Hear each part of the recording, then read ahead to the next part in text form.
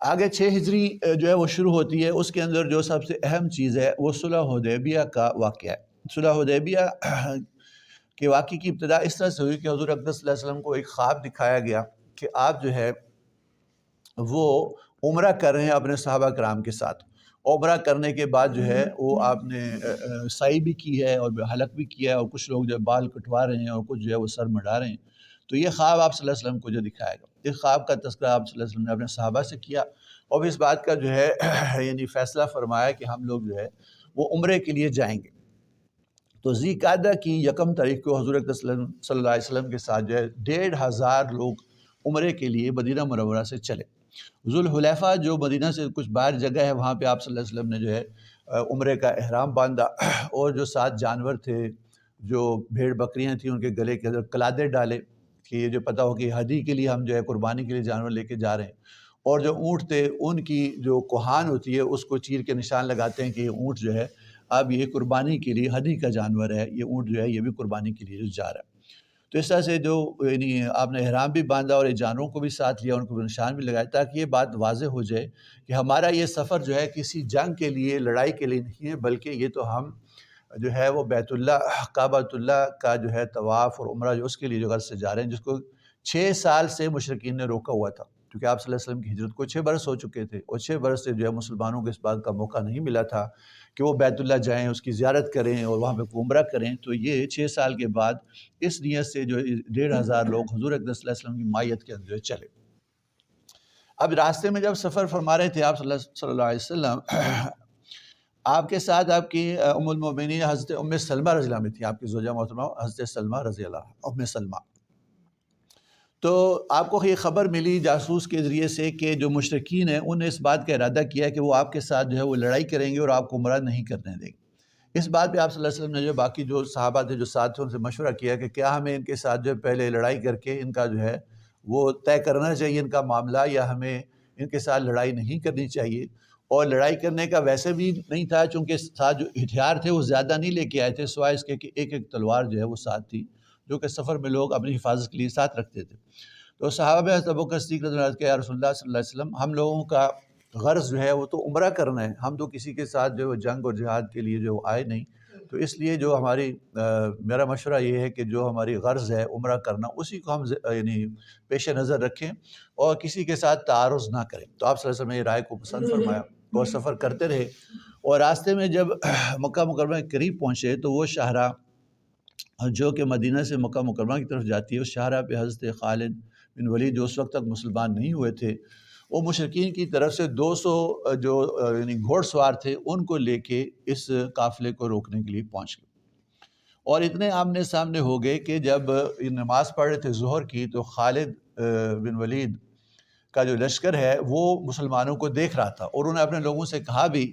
کہ مسلمان جو ہے قیام اور رکوع اور سجدے کے اندر مشغول تھے، اور جب یہ سجدے میں گئے تھے تو ہمیں ان کے اوپر جو حملہ کر دینا چاہیے تھا. تو اب یہ نماز تو ان کی نکل گئی، اگلی نماز آئے گی تو اس پہ ہم جو ہے وہ ان کے اوپر حملہ کریں گے. تو اگلی نماز عصر کی تھی، وہ نماز آپ صلی اللہ علیہ وسلم نے صلاۃ الخوف کے طور سے پڑھائی کہ آدھا لشکر جو ہے وہ حفاظت کے لیے کھڑا رہا، اور آدھے لشکر نے آپ صلی اللہ علیہ وسلم کے پیچھے نماز پڑھی. پھر وہ جو لشکر کا حصہ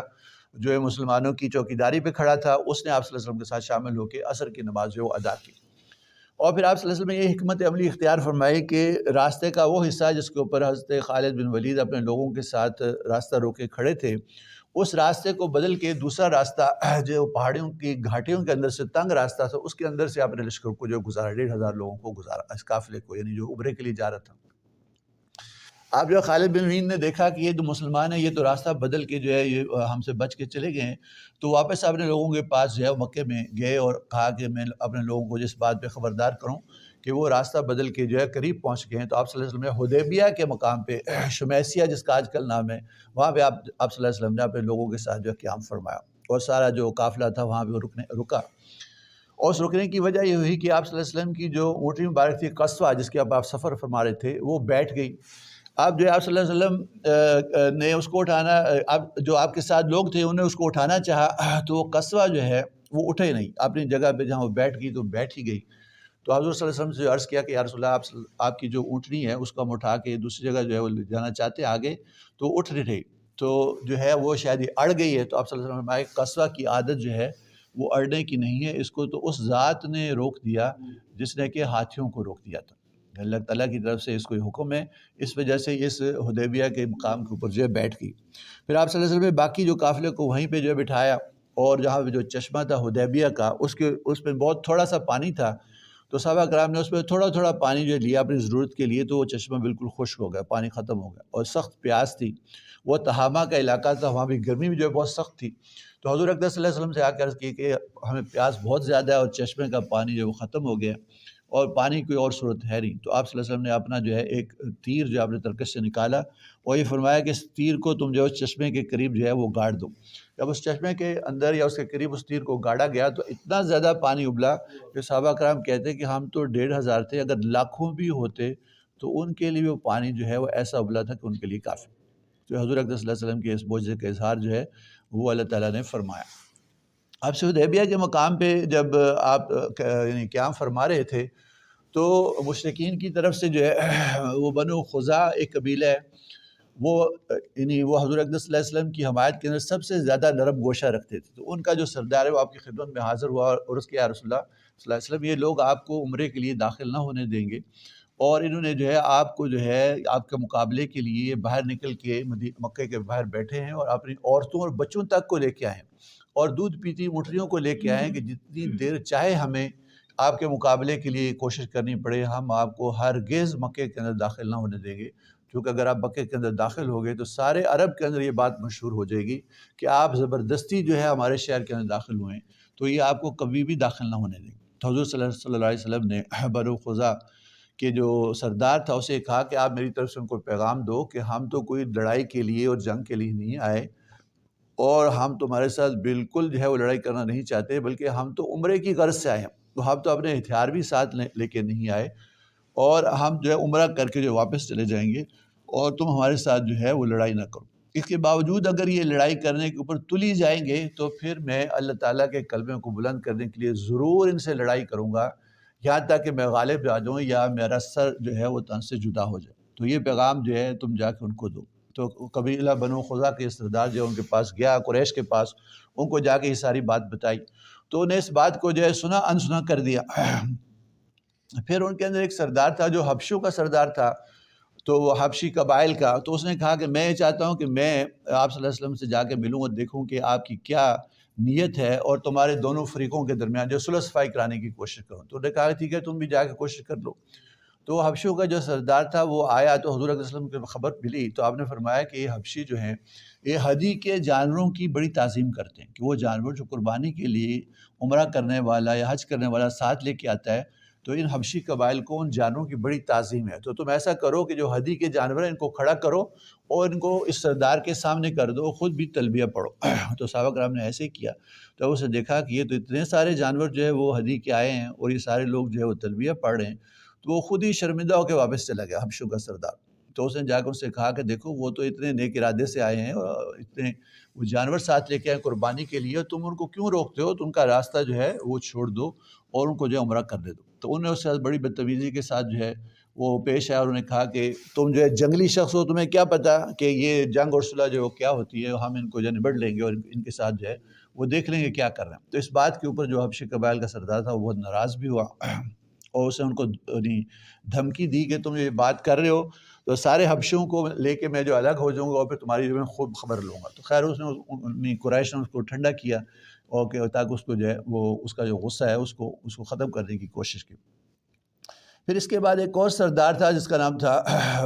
عروہ بن مسعود، یہ بعد مسلمان بھی ہوئے۔ تو عروہ بن مسعود کو انہوں نے کہا کہ میں جاتا ہوں جا کے خبر لیتا ہوں کہ کیا معاملہ ہے۔ بنو ثقیف کا یہ ثقفی تھے، یہ بنو ثقیف کے یہ سردار تھے۔ تو عروہ بن مسعود جو ہے وہ آئے اور حضور اقدس صلی اللہ علیہ وسلم سے بات کی کہ اے محمد صلی اللہ علیہ وسلم، کبھی ایسا نہیں ہوا کہ عرب کے اوپر کوئی شخص جو حملہ آور ہوا ہو، اس نے عرب کو سب کو ہی ختم کر دیا ہو، تو آپ بھی ایسا نہ کر سکیں گے کہ آپ کوشش کر کے بھی جو ہے ہم لوگوں کو جو ہے وہ ختم نہیں کر سکتے۔ اور میں یہ دیکھتا ہوں کہ آپ کے ساتھ جتنے لوگ ہیں جن کو آپ کے ارد گرد ہیں، یہ کوئی کسی قبیلے کا ہے، کوئی کسی قبیلے کا ہے، تو جب آپ کے اوپر مشکل آئے گی اور مصیبت آئے گی تو میں ان لوگوں کو دیکھتا ہوں کوئی بھی آپ کا ساتھ نہ دے گا۔ اب اس بات کے اوپر حضرت بکر صدیق رضی اللہ عنہ جو بہت ناراض ہوئے، اور انہوں نے کہا کہ اے اللہ کے دشمن تو یہ سمجھتا ہے کہ ہم حضور اقدس صلی اللہ علیہ وسلم کا جو وہ ساتھ جو چھوڑ دیں، اور اس کو گالی دی کہ تو جو ہے لات کی شرمگاہ کو جا کے چوس، ہم حضور اقدس صلی اللہ علیہ وسلم کا کبھی بھی ساتھ نہ چھوڑیں گے، ہمارا جینا مرنا آپ صلی اللہ علیہ وسلم کے ساتھ ہی۔ تو عروہ نے پوچھا کہ کون شخص ہے جو ایسے مجھے گالی دے رہا ہے؟ تو انہوں نے کہا کہ ابو بکر صدیق، جو خود پہنا ہوا تھا، ایک دوسرے کو پہچانتے نہ تھے۔ تو انہوں نے کہا کہ ابو بکر کا میرے اوپر جو ایک احسان ہے، اگر وہ میرے اوپر احسان نہ ہوتا تو اس کی گالی کا میں ضرور اس کو بدلہ دیتا۔ تو اس دوران میں وہ بات کر رہا تھا تو اپنا ہاتھ جو حضور اقدس صلی اللہ علیہ وسلم کی داڑھی کی طرف لجاجت کے طور سے جو بڑھا رہا تھا، کہ جیسے بات کرتے ہوئے ہاتھ داڑھی کی طرف بڑھاتے ہیں۔ تو اس کا بھتیجا جو تھا وہ بھی حضور اقدس صلی اللہ علیہ وسلم، وہ مسلمان تھا، آپ صلی اللہ علیہ وسلم کے جب وہ سرانے جو کھڑا تھا، تو بار بار جو ہے اپنی جو تلوار ہے اس کا جو دستہ اپنے چچا کے ہاتھ پہ مار رہا تھا کہ تم مشرک ہو، حضور اقدس صلی اللہ علیہ وسلم کی طرف جو ہے ہاتھ نہ بڑھاؤ۔ تو جب اس نے یہ بات کہتے ہوئے دستہ مارا تلوار کو اس کے ہاتھ پہ کہ اپنا ہاتھ جو ہے پیچھے رکھو، تو اس نے کہا کہ یہ کون ہے؟ کہ یہ تمہارا بھتیجا ہے۔ تو اس نے جو ہے اس کو برا بھلا کہا۔ خیر وہ بیٹھا رہا، پھر اپنے لوگوں کے اندر جو ہے واپس ہوا، اور جو حضور اقدس صلی اللہ علیہ وسلم کے ساتھ جو سلوک تھا آپ کے صحابہ کرام کا، اس کو اس نے بیان کیا۔ اس نے کہا کہ میں بڑے بڑے بادشاہوں کے درباروں میں گیا ہوں، روم اور فارس میں بھی گیا ہوں، کسریٰ کے دربار میں بھی گیا ہوں، اور ساتھ نجاشی کے دربار میں گیا ہوں۔ میں نے دیکھا ہے کہ وہاں پہ جو بادشاہ ہیں ان کے دربار